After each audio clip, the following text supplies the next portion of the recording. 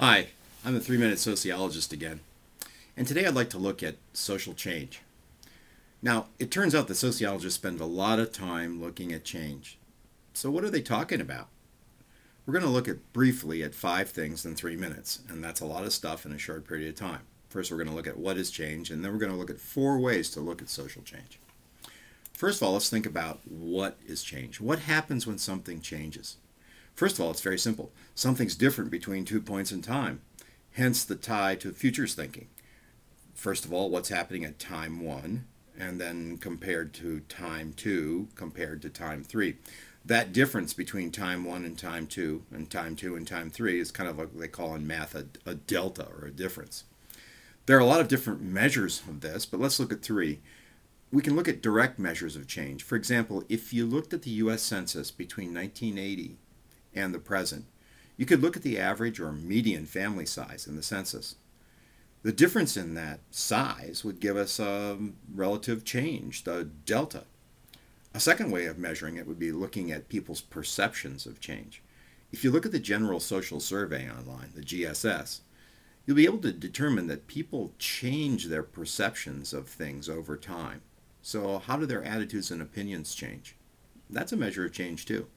And last, and certainly not least, we often look at indicators of change. By indicators of change, we're looking at a number of things that stand for something else. For example, we might look at the World Health Organization and look at a quality of life index, a bunch of indicators put together to see whether or not quality of life has changed from one time to another. Now let's look at 4 views of social change from 4 different theoretical perspectives. If you take a functionalist view, change is slow, planned, and evolutionary.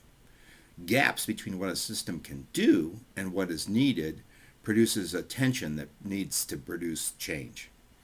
What happens then is the social system has to restructure or reorganize, and then people have to be trained or resocialized to deal with the new system. From a conflict view, change needs to be everywhere. A society that's stagnant and doesn't produce change, produces little change, is a society in which exploitation can occur, and that isn't moving the way it should. From a conflict view, we ought to be stimulating change whenever we can to produce a dynamic society. Thirdly, we can look at an interactionist view.